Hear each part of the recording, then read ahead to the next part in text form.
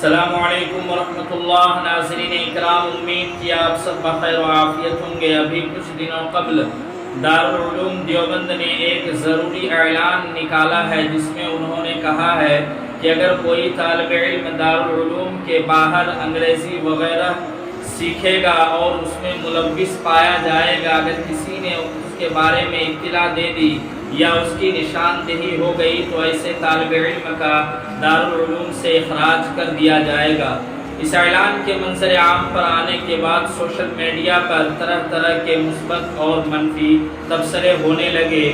بہت سارے لوگوں نے دارالعلوم دیوبند کے اس اعلان کی اور اس فیصلے کی مخالفت کی، اور انہوں نے کہا کہ یہ طالب علم کو ایک ایسے علم سیکھنے سے اور ایک ایسی زبان سیکھنے سے روکا جا رہا ہے جو آج کے زمانے کی بہت ہی اہم ضرورت ہے۔ یقیناً انگریزی زبان کا آنا اور اس کا جاننا آج کے وقت کی اہم ترین ضرورتوں میں سے ایک ضرورت ہے۔ کیا دارالعلوم دیوبند نے اپنے اس اعلان کے ذریعے سے طالب علموں کو انگریزی زبان سیکھنے سے منع کیا ہے، یا پھر اس اعلان کا مقصد کیا ہے؟ اس کے بارے میں ایک ویڈیو میں نے بنا کر اپنے چینل پر اپلوڈ کیا ہے، جس کو آپ آئی بٹن پر یا پھر ویڈیو کے اینڈ پر یا پھر ویڈیو کے ڈسکرپشن میں جا کر وہاں لنک پر کلک کر کے آپ دیکھ سکتے ہیں کہ دارالعلوم دیوبند کے اس اعلان کا منشا اور مقصد کیا ہے۔ آج کے اس ویڈیو میں ہم آپ کو آگے دکھانے جا رہے ہیں کہ دارالعلوم دیوبند کے اس اعلان کے منظر عام پر آنے کے بعد سوشل میڈیا پر جو طرح طرح کے تبصرے ہونے لگے، اس کے بعد حضرت مولانا سید ارشد مدنی صاحب دامت برکاتہم نے ایک وضاحتی بیان جاری کیا ہے۔ آپ حضرت مولانا سید ارشد مدنی صاحب کے اس وضاحتی بیان کو ضرور سنیں، جس کے سننے کے بعد آپ کو بالکل دارالعلوم دیوبند کا یہ فیصلہ پسند آئے گا کہ دارالعلوم دیوبند نے واقعی ایک اچھا قدم اٹھایا ہے، اور یہ بہت ہی ضروری چیز ہے تاکہ طالب علم وہاں دارالعلوم دیوبند کے اندر داخل ہو کر وہاں کے انتظامات سے فائدہ اٹھا کر باہر جا کر کسی دوسرے علم کو سیکھنے میں اپنے وقت کو ضائع نہ کرے، اور پھر اس کا نتیجہ یہ ہوگا کہ ان کی صلاحیت ہوگی جو بالکل کمزور ہو جائے گی۔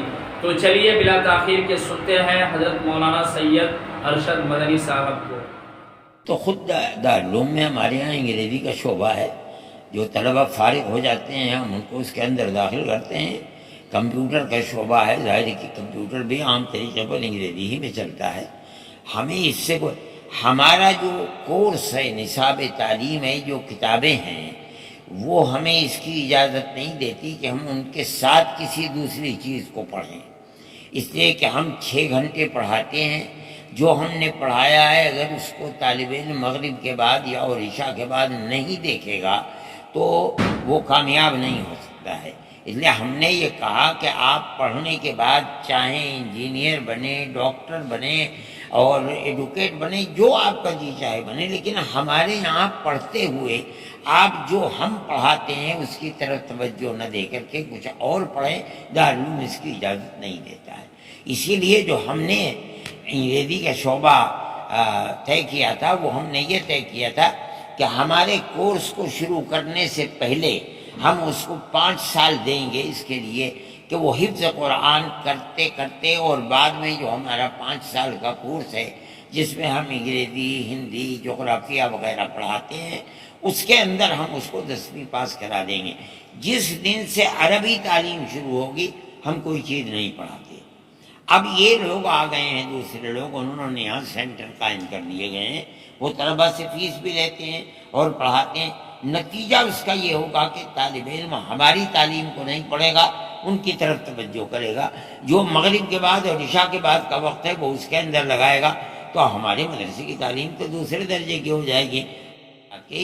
پڑھنے کے بعد جو جی چاہے کرو، ہمارے یہاں داخلہ لے لو، ہم تمہیں انگریزی پڑھائیں گے، یا تم کسی اسکول میں جا کر کے داخلہ لو، لیکن ہمارے یہاں پڑھتے ہوئے ہمارا جو کورس ہے وہ اتنا ٹف ہے کہ اس کے ساتھ کسی دوسرے کورس کو نہیں پڑھا جا سکتا۔ بھائی اتنی بات ہے ہماری۔ اس طرح سے میڈیا دکھا رہی ہے اس کو، مطلب کہنے کا پرتیبندھ لگا دیا ہے، نیا فرمان جاری کیا ہے۔ نہیں، نیا فرمان ہمارا ہمیشہ یہی فرمان ہے دارالعلوم کا یہ قانون ہے کہ دارالعلوم کے کورس کے ساتھ کوئی دوسری تعلیم نہیں ہو پائے گی، اس کو قبول نہیں کیا جا سکتا، ورنہ تو یہ کورس پورا نہیں ہو پائے گا۔